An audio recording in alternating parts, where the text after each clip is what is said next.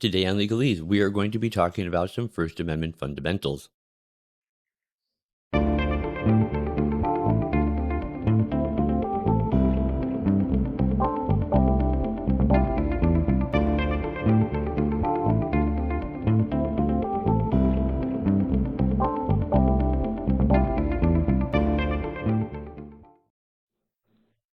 Hey, greetings everybody, and welcome back once again to Legalese. As always, I am your host, Bob, and I want to thank you all so much for joining me here today. Now, if you happen to be new to my channel, let me especially welcome you. This is a podcast where we're going to be discussing all things constitutional law, as well as current events in other areas of law, politics, and culture. Now, I just want to remind y'all real quick that you can find out more about our show by heading over to our homepage at legalespodcast.com. And if you want to stay up to date whenever I put out new content, all you have to do is go sign up for our newsletter over at legaleshow.com, and you'll get notifications not only for my videos, but also for the articles I write over on Substack.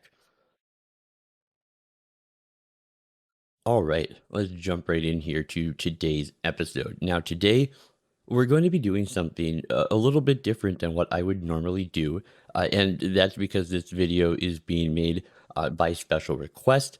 I was asked a question the other day in a chat for one of my recent episodes by a user named John James, and he asked if I would do a video about the meaning of forums and reasonable as far as their relation specifically to First Amendment jurisprudence.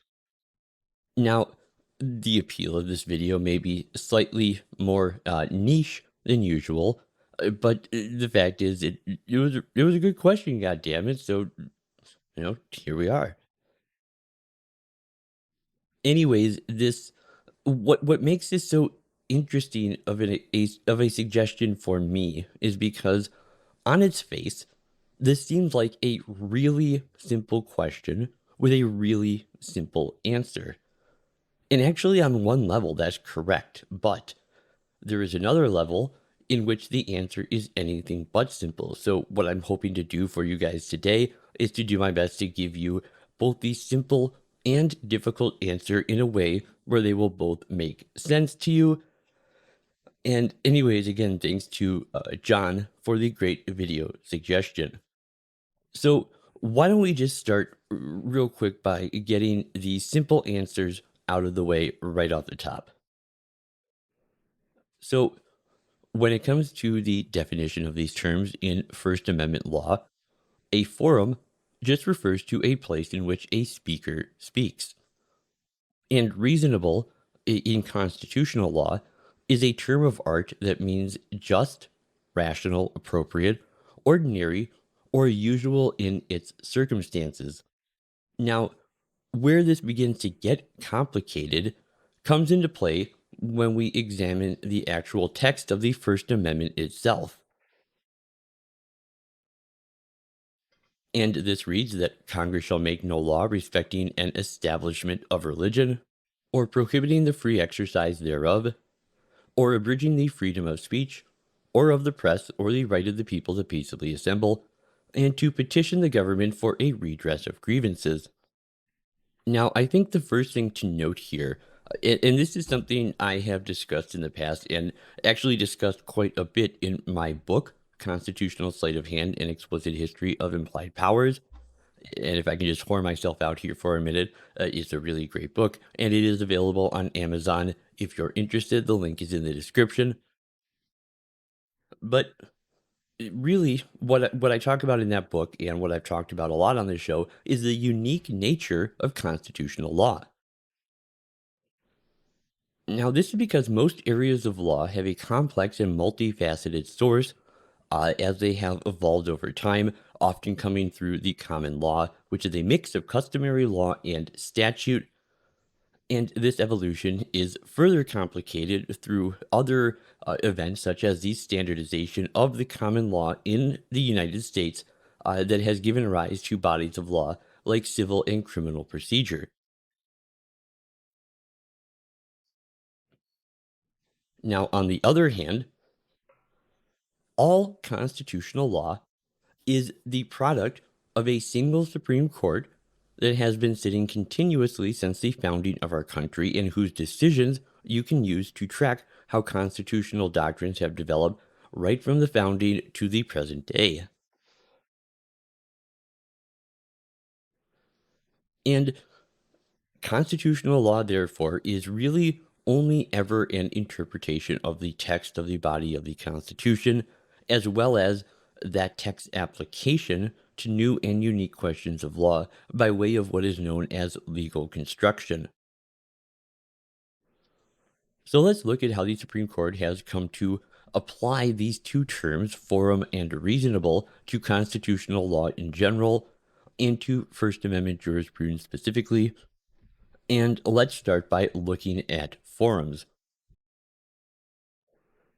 So, in Perry Educational Association versus Perry Educators Association, the Supreme Court, in terms of the First Amendment, would divide the concept of forums into three different types: traditional public forums, designated forums, and non public forums.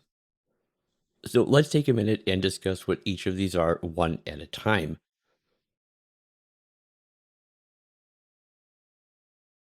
Now, the traditional public forum would include things such as public parks, sidewalks, and areas that have been traditionally considered open to political speech and debate. And speakers traditionally, in these areas, just by virtue of being in a traditional public forum, uh, enjoy the strongest protection of the First Amendment. Now, in a traditional public forum, the government may not discriminate against a speaker based on their views, and this is called viewpoint discrimination, and this is just simply prohibited under the First Amendment. Now, the government may subject speech to reasonable and content neutral restrictions on its time, place, and manner. And when considering government restrictions of speech in a traditional public forum, the courts will use strict scrutiny. And when the government restricts speech in a traditional public forum, how strict scrutiny works is it dictates that any restrictions will be allowed only if they serve a compelling state interest and they are narrowly tailored to meet the needs of that interest. Now, the next category is designated public forums. And sometimes the government will open public property for public expression, even though that public property is not a traditional public forum. Now, these are designated public forums. And after opening a designated public forum, the government is not obligated to keep it open. However, as long as the government does keep this forum open, speech in the forum receives the same First Amendment protections as speech in a traditional public forum. So, some examples of designated public forums would include municipal theaters and meeting rooms at state universities.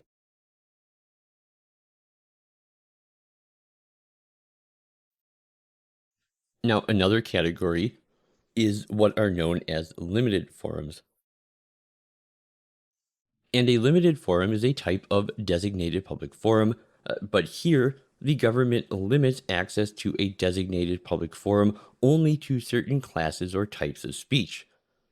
And in Good News Club v. Milford Central School, the Supreme Court would hold that in a limited forum, the government may discriminate against classes of speakers or types of speech. However, the government is still here prohibited from engaging in viewpoint discrimination.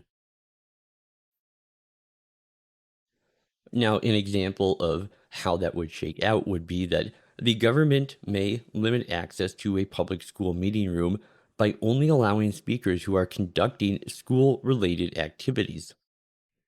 It may not, however, exclude a speaker from a religious group specifically because they intend to express a religious view. And finally, we have non public forums. And a non public forum is a forum for public speech that are neither traditional public forums nor are they designated public forums. And according to the Supreme Court in Minnesota Voters Alliance v. Mansky, in a non public forum, the government may restrict contents of a speech as long as the restriction is reasonable. And there we come across the other term we'll be talking about here.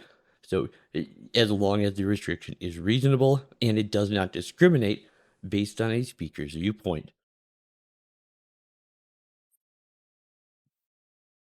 And an example of a non public forum would include airport terminals, a public school's internal mail system, or a polling place. Now, finally, there is some public property that are not considered a forum at all, and thus they are not subject to any sort of forum analysis. Now, an example of this would be a public television broadcaster who are not subject to forum analysis when they decide what shows to air, and this in spite of the fact that these broadcasters are operating on what we know as the public airwaves. So this combined mix of different classes of forums has come to be known as the public forum doctrine. And the public forum doctrine is a doctrine that many commentators and legal analysts, and this would actually include myself, are very highly critical of, and its application by the courts is considered rather, let's just say, questionable at the very least. Now, to provide an example, in a great article by two law professors, John Nowick and Dan Farber, they would say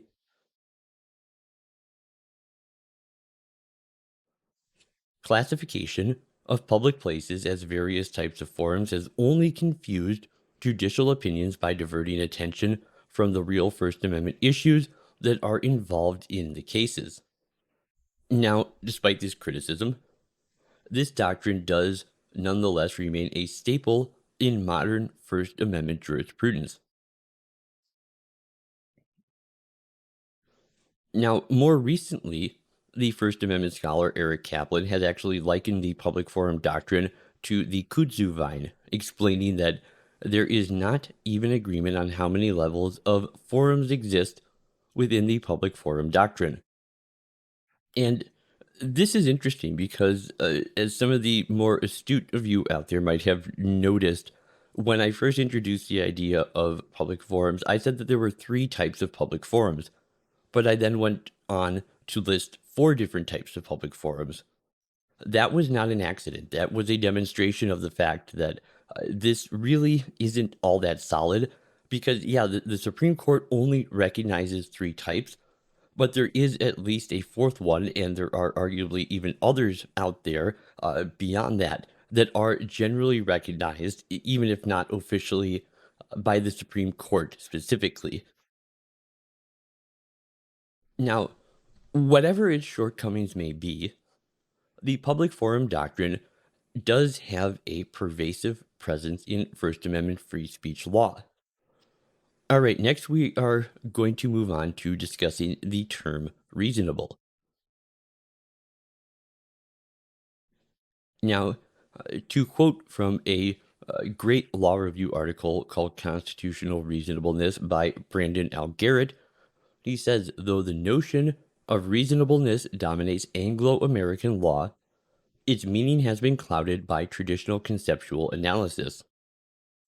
Reasonable legal minds agree that reasonableness is one of the foundational concepts of American law, infiltrating everything from administrative, corporate, and constitutional law to crimes, torts, and contracts.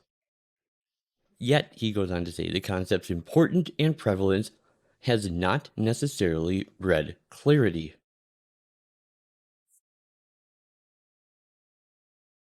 And he will further go on to say that a second problem does exist with this.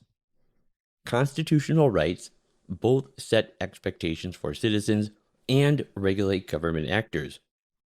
And this second dimension asks, who or what is the object of the reasonableness standard which citizens, government officials, or entities are being held to as a standard of reasonableness? Often it is not clear, or it is clear, but the answer varies from right to right and claim to claim. And so I think at this point, everyone can probably get a good idea of how this discussion can quickly become incredibly complicated. So hopefully, I can explain all of this in a way that will make sense to you. Now, where reasonableness comes into play, specifically when we talk about First Amendment jurisprudence, is in how, why, when, if, and what restrictions the government may place on an individual in light of what the First Amendment protects. And as we will soon find out, this term also does, in fact, have a direct link to the other thing we're talking about here, which is the concept of forums under the First Amendment. We'll be getting to that in just a minute, though. So, reasonableness in First Amendment jurisprudence speaks to when and how the government can restrict speech, and this includes regulations of time, place, and manner of constitutionally protected speech occurring in a public forum. Now, another place that reasonableness applies has to do with several categories of speech that the Supreme Court has recognized are to be given either lesser or no protection by the First Amendment. Now, it just so happens I have done a whole video on all the categories of unprotected speech, so I will only briefly address this aspect here, and then beyond that, I will refer you to this past episode I'm talking about, which you will find linked on the show notes page for this episode.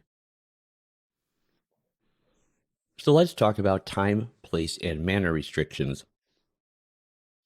Now, the Supreme Court has developed a number of what they consider reasonable restrictions in regards to the time, place, and manner under which speech can be restricted. So, in Granted v. City of Rockford, the court would summarize the time, place, and manner concept thusly, quote, "The crucial question is whether the manner of expression is basically incompatible with the normal activity of a particular place at a particular time," end quote.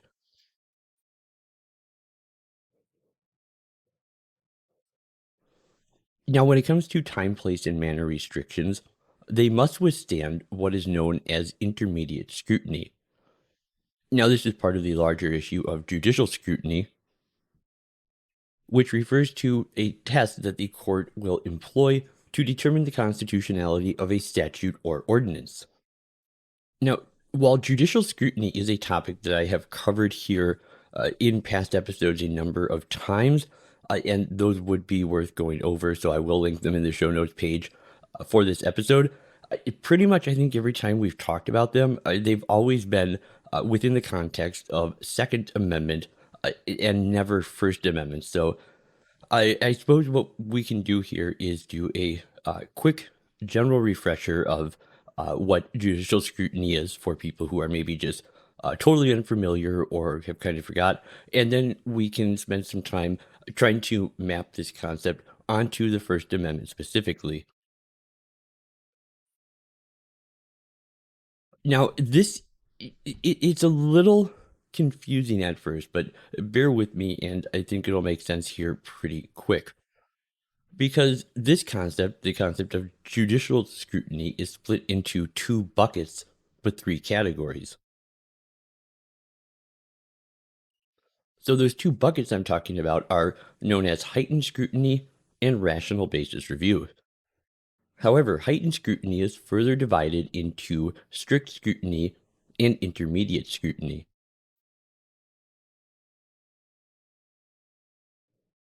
So this means that the three categories of judicial scrutiny are rational basis review, intermediate scrutiny, and strict scrutiny, with rational basis review providing the widest latitude for the government to act, whereas strict scrutiny affords the government the most narrow justification for restricting a protected right. So, when it comes to rational basis review, again, this is the lowest level of scrutiny that may be applied to a challenge law, and it has historically required very little for a law to pass as being constitutional.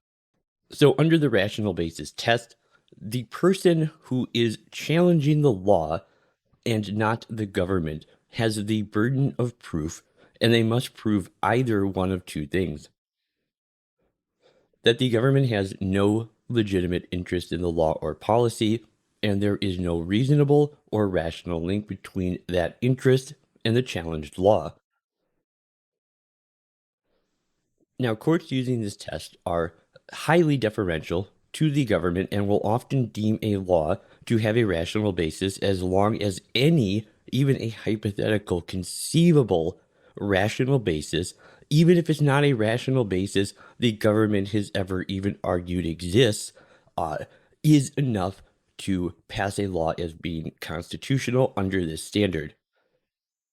And this test will typically apply to all laws or regulations which are challenged as either irrational or arbitrary, as well as those that discriminate based specifically on age, disability, wealth, or felony status. So, when it comes to intermediate scrutiny, which, if you remember, is what we apply when we're talking about time, place, and manner restrictions, intermediate scrutiny is a test that the courts will use in constitutional law to determine a statute's constitutionality, and in this case, to pass the intermediate scrutiny standard, the challenge law must further an important government interest, and it must do so by means that are substantially related to that interest.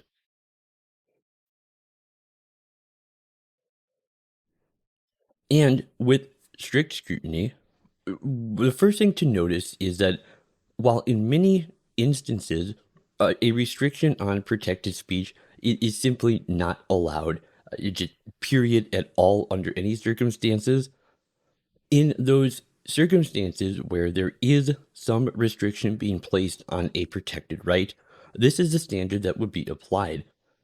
And with strict scrutiny, the burden of proving constitutionality is not on the individual, as with rational basis review, but it is, in this case, on the government to prove that their law is a constitutional one, and they have to use the following standard. So, strict scrutiny will require the government prove that there is a compelling state interest behind the challenge policy, and the law or regulation is narrowly tailored to achieve that result. So, returning to time, place, and manner restrictions, it is worth noting that any regulations that would force a speaker to change how or what they say do not fall into this category. So the government cannot restrict one medium, even if it leaves another open.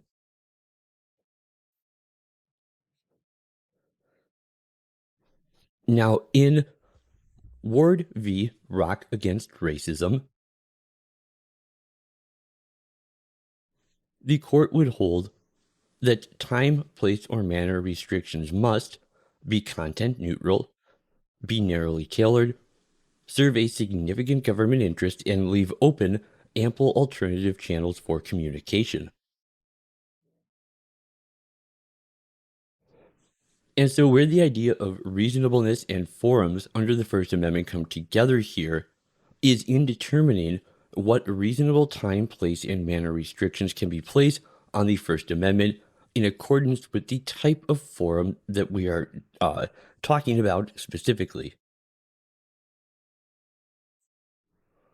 So, with a traditional public forum, and again, this would include public areas such as a park or a sidewalk, these areas have the strongest protection under the First Amendment. Although traditional public forums are still subject to the traditional time, place, and manner restrictions, this means that these restrictions must be content neutral, serve a significant governmental interest, and allow for ample alternatives. And to further elaborate, as the Supreme Court would note in the case of United States Postal Service v. Council of Greenberg Civic Associations, quote, the First Amendment does not guarantee access to property simply because it is owned or controlled by the government.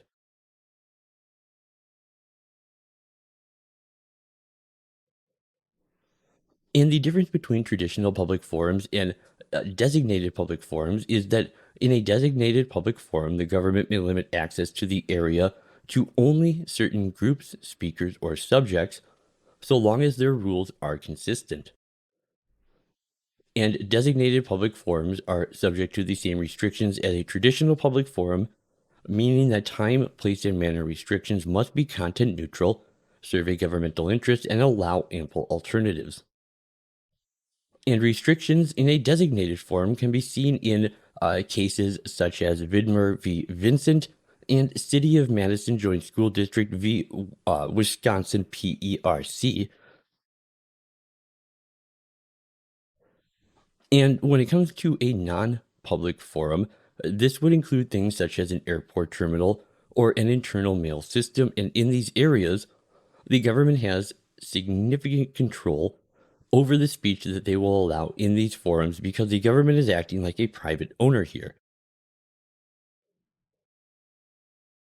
This means the government may restrict any speech as long as the restrictions are reasonable and do not come into play because a public official wants the particular speech restricted. So, to quickly review here, when we are talking about this, uh, where this can be, and this actually comes right from Hazelwood School District v. Kuhlheimer.